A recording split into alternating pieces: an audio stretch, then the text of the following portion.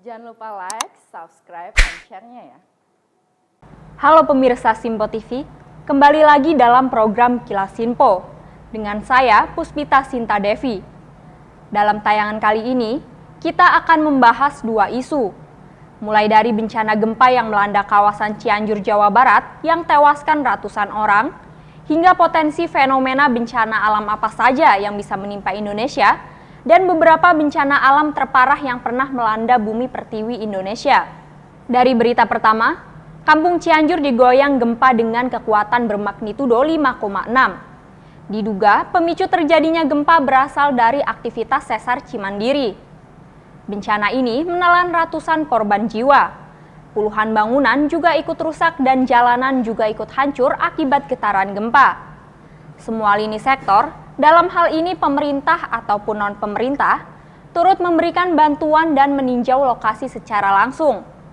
Kehadiran dari semua pihak di lokasi bencana diharapkan bisa meringankan beban para korban dan bisa menghilangkan trauma yang membekas. Untuk diketahui, aktivitas sesar di tanah Jawa cukup mengkhawatirkan. Lalu, daerah mana saja yang melintasi garis sesar di wilayah Jawa Barat? Berikut ulasan tim liputan Simpo TV selengkapnya. Gempa bumi bermagnitudo 5,6 yang mengguncang wilayah Cianjur, Jawa Barat pada Senin 21 November 2022 pada pukul 13.21 waktu Indonesia bagian Barat berada di titik koordinat 6,86 derajat lintang selatan, 107,01 derajat bujur timur atau berpusat di 10 km arah barat daya dari Kabupaten Cianjur, Jawa Barat. Adapun pemicu terjadinya gempa diduga berasal dari aktivitas sesar Cimandiri. Sesar Cimandiri adalah sesar atau patahan geser aktif sepanjang kurang lebih 100 km yang memanjang dari Teluk Pelabuhan Ratu hingga sekitar Padalarang. Apabila ada pengaktifan gaya geologi di sekitar Teluk Pelabuhan Ratu atau Jawa Barat Selatan, sesar ini juga kerap menjadi media penerus gaya guncangan gempa. Menurut Jurnal Tektonik Sesar Cimandiri Provinsi Jawa Barat yang ditulis Ian Haryanto, Johannes Huta Barat, Ajat Sudrajat, Nisan Nurul Ilmi, dan Edi Sunardi. Dari Fakultas Teknik Geologi Universitas Padjadjaran Bandung, Sesar Cimandiri disebut sebagai sesar tua yang terbentuk selama berlangsungnya orogenesa tahap 2, tepatnya pada waktu akhir Eosen Tengah. Sesar ini terus aktif hingga menyebabkan terbentuknya tinggian purba antara Lembah Ciletuh dan Lembah Cimandiri. Sesar Cimandiri terbagi atas beberapa segmen mulai dari Pelabuhan Ratu sampai Padalarang. Adapun segmen-segmen sesar Cimandiri tersebut diantaranya adalah segmen sesar Pelabuhan Ratu Citarik, Citarik Cadas Malang, kemudian Cicerem Cirampo, lalu Cirampo Pangleseran, lalu Pangleseran Cibeber, lalu beberapa segmen Cibeber sampai Padalarang, dan Padalarang Tangkuban Perahu. Pergerakan sesar Cimandiri pernah akibatkan gempa di wilayah lain. Sesar Cimandiri juga merupakan sesar aktif di Jawa Barat dengan arah orientasi timur laut barat daya. Setidaknya, ada beberapa gempa bumi besar yang telah terjadi akibat sesar Cimandiri, yakni gempa di Pelabuhan Ratu pada tahun 1900, lalu gempa Padalarang pada tahun 1910, gempa Cunggeang pada tahun 1948, gempa Tanjung Sari pada tahun 1972, gempa Cibadak tahun 1973, gempa Ganda Soli tahun 1982, dan gempa Sukabumi pada tahun 2001. Ada 12 daerah yang terdampak gempa bumi yang terjadi pada Senin 21 November 2022. Di antaranya adalah Kecamatan Cianjur, Kecamatan Karangtengah, Kecamatan Warung Kondang, Kecamatan Gebrong, Kecamatan Cugenang, Kecamatan Cilaku, Kecamatan Cibeber, Kecamatan Sukaresmi, Kecamatan Bojong Picung, Kecamatan Cikalong Kulon, Kecamatan Sukaluyu, dan Kecamatan Pacet. Badan Nasional Penanggulangan Bencana atau BNPB menyatakan ada lebih dari 250 korban jiwa tewas akibat gempa bumi di Cianjur. Dari ratusan korban tewas yang berhasil teridentifikasi baru berjumlah 122. Selain korban jiwa, jumlah korban hilang juga mencapai 151 orang. Korban luka mencapai 1.083, jumlah pengungsi mencapai 58.362 orang, dan terkait dengan kerugian material atau infrastruktur total ada 22.198 unit. Rumah rusak akibat gempa Cianjur yakni 6.570 rusak ringan, 2.071 rusak sedang, dan 12.641 rusak berat. Media sekalian, sore ini saya akan menyampaikan informasi sementara per hari ini terkait dengan korban dalam bencana alam di Kabupaten Cianjur ini. Yang pertama, korban jiwa meninggal dunia sekarang ada 268. Dari 268 itu yang sudah teridentifikasi, ya, dari 268 yang sudah teridentifikasi siapa-siapanya ini sebanyak 122 jenazah. Kemudian di samping tadi 268 dan yang sudah teridentifikasi 122, masih ada korban hilang dan ini masih dilakukan pencarian secara terus-menerus sejumlah 151 orang. Nah, apakah 151 orang ini nanti bagian dari yang belum teridentifikasi, nanti kami akan dalami lebih lanjut. Begitu ya, bisa saja yang masih hilang pencarian itu sebagian berada dalam data 268 yang belum teridentifikasi. Karena yang baru teridentifikasi tadi kan 122 jenazah. Kemudian luka-luka yang kami peroleh sampai sore ini sebanyak 1.083 orang. Kemudian untuk yang mengungsi ada sejumlah 58.362 orang. Kemudian kerugian material. Kerugian material rumah rusak berat dapat informasi sejumlah 6.570 unit. Kemudian rumah yang rusak sedang sejumlah 2.071 unit. Rumah yang rusak ringan ada 12.641 unit. Sisanya semuanya masih terus kita laksanakan pendataan. Untuk mengetahui kondisi di lapangan, Presiden Joko Widodo melakukan perjalanan darat meninjau secara langsung lokasi terjadinya gempa bumi di Kabupaten Cianjur, Jawa Barat, sekaligus memastikan korban gempa mendapatkan penanganan yang baik. Terlihat di lokasi, Presiden Jokowi didampingi Menteri Koordinator Bidang Pembangunan Manusia dan Kebudayaan, Muhadjir Effendi, Kepala Badan Nasional Penanggulangan Bencana atau BNPB, Suharyanto, Kepala BMKG Dwi Korita Karnawati, Kapolri Jenderal Listio Sigit Prabowo, Kepala Staf Angkatan Darat Jenderal TNI Dudung Abdurrahman, Gubernur Jawa Barat Ridwan Kamil, serta Bupati Cianjur Herman Suherman. Melihat bencana yang begitu memprihatinkan, Presiden Jokowi sampaikan duka cita yang mendalam kepada para korban. Jokowi juga memerintahkan kepada jajaran PMK, BNPB, Basarnas, TNI, dan Polri, serta Kementerian PUPR untuk bersama-sama membantu korban gempa Cianjur dan meminta untuk akses jalan yang terkena longsor untuk cepat diatasi dan dibuka kembali.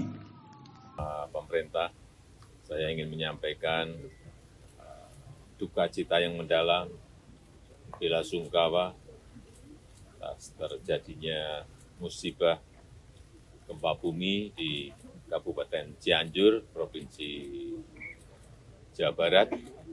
Dan kemarin langsung sudah saya perintahkan kepada Menko PMK, kepada BNPB, kepada Basarnas, kemudian juga saya sampaikan juga kepada TNI dan Polri, kepada Kementerian PUPR untuk bersama-sama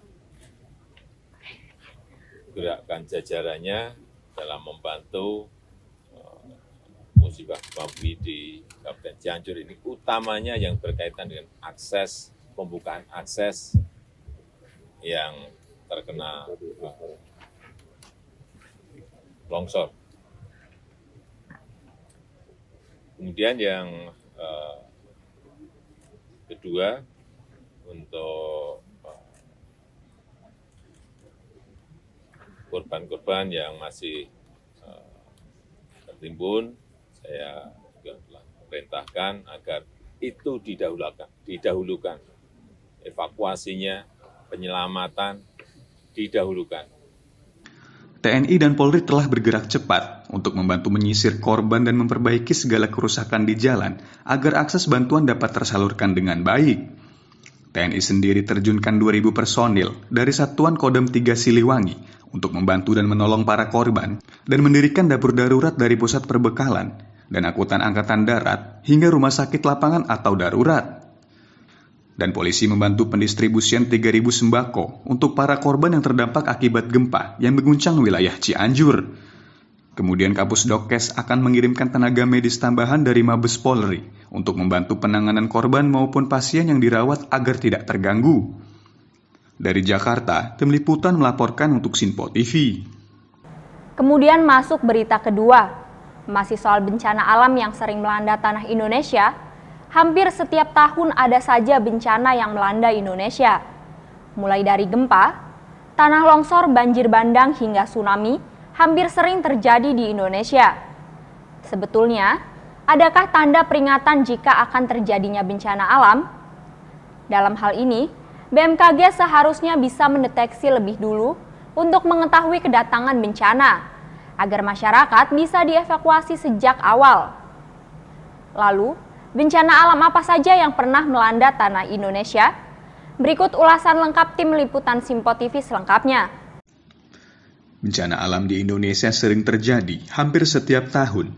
Hal tersebut terjadi karena Indonesia termasuk salah satu negara yang rentan dengan bencana alam yang cukup tinggi.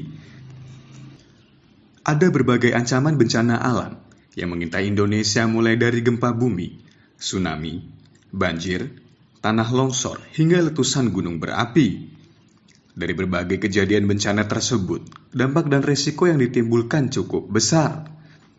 Untuk diketahui, berbagai bencana kecil dan besar pernah terjadi di Indonesia selama abad ke-20 ini. Bumi pertiwi Indonesia nan indah ini juga memiliki catatan sejarah kelam terkait bencana besar yang pernah terjadi. Berikut rangkuman tim Sinpo TV, ada 5 bencana alam terbesar di Indonesia yang pernah terjadi di abad ke-20. Pertama, adalah bencana alam meletusnya Gunung Merapi yang terjadi di Yogyakarta tahun 2010 silam. Pada bulan November 2010, Indonesia menghadapi bencana letusan gunung api yang cukup hebat, yaitu erupsinya Gunung Merapi Yogyakarta.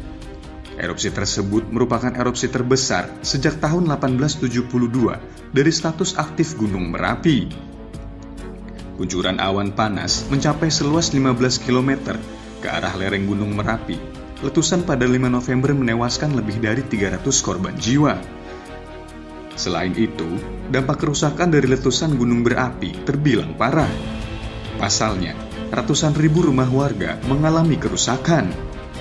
Tanaman dan hewan sampai mati karena terkena abu vulkanik sampai mencapai 50 km. Kemudian bencana alam tsunami Ende yang terjadi di Flores, Nusa Tenggara Timur pada 12 Desember 1992. Indonesia pernah menghadapi bencana tsunami besar sebelum terjadinya tsunami Aceh. Tsunami besar pernah melanda Indonesia pada tahun 1992 yang menyebabkan korban jiwa hingga 2.100 orang. Tsunami tersebut terjadi akibat gempa bumi berkekuatan 7,8 skala Richter di lepas pantai utara bagian timur Pulau Flores jam 5.29 yang kemudian disusul tsunami hanya 2 menit setelah gempa pertama. Pusat gempa berada terletak sekitar 35 km barat Laut Maumere yang merupakan kota terbesar di Pulau Flores. Selanjutnya ada bencana alam gempa bumi di Sumatera Barat pada tahun 2009. Indonesia dilanda gempa bumi berkekuatan 7,6 skala Richter dari arah 50 km barat Laut Padang di lepas pantai Sumatera Barat pada pukul 5 sore waktu Indonesia bagian barat. Akibat gempa ini, kerusakan yang parah terjadi di Sumatera Barat dengan korban tewas mencapai 6.234 jiwa. Gempa terasa hingga di 3 kota dan 4 kabupaten di Sumatera Barat. Korban luka berat mencapai 1.214 orang, luka ringan 1.688 orang, korban hilang 1 orang, sedangkan 135.448 rumah rusak berat, 65.380 rumah rusak sedang, dan 78.604 rumah rusak ringan. Kemudian masih ada gempa bumi yang pernah terjadi di Yogyakarta pada tahun 2006. Sebuah bencana gempa besar yang terjadi di Yogyakarta menghancurkan ratusan ribu rumah, kurang lebih 5.700 korban tewas, terutama anak-anak dan orang tua usia lanjut, dan ribuan orang luka-luka. Proses evakuasi dan pencarian korban tertimpa reruntuhan berlangsung berminggu-minggu yang dilakukan oleh petugas, TNI Polri dan relawan TURT memberikan bantuan kepada masyarakat. Dan terakhir, sebuah bencana alam terbesar yang terjadi di Indonesia di abad 20 adalah tsunami Aceh yang terjadi tahun 2004 silam. Gempa berkekuatan 9,1 skala Richter mengguncang Nias, Asia Tenggara dan Afrika, di mana gempa tersebut berpusat di Samudra Hindia pada kedalaman 20 km. Gempa yang disertai gelombang pasang atau tsunami menyapu bersih beberapa negara lepas pantai, seperti di Indonesia, Aceh dan Sumatera Utara, kemudian negara Sri Lanka, India, Bangladesh, Malaysia, Maladewa, dan Thailand. Bencana ini termasuk bencana paling besar sepanjang abad ke-20. Bencana tsunami Aceh menjadi perhatian seluruh dunia, sebab korban jiwa akibat bencana ini cukup besar, mencapai ratusan ribu jiwa. Maka Presiden SBY kala itu langsung menetapkan bencana tsunami menjadi bencana nasional. Bencana alam pasti terjadi, hanya tinggal menunggu waktu. Namun yang perlu diantisipasi adalah alarm akan terjadinya bencana. Kesiapan masyarakat Indonesia dalam menghadapi bencana harus bisa dibantu dengan dukungan dari pemerintah. Semua bencana yang pernah terjadi di Indonesia akan pulih dengan iringan waktu berjalan. Dan kini semua bencana yang pernah terjadi hanya menjadi sebuah catatan sejarah. Dari Jakarta, Tim Liputan melaporkan untuk Sinpo TV. Demikian tayangan Kilas Sinpo. Tetap ikuti pemberitaan Sinpo TV lainnya di media sosial Sinpo ID. Saya Puspita Sinta Devi beserta tim yang bertugas izin pamit undur diri. Sampai jumpa. Jangan lupa like, subscribe, dan share-nya ya.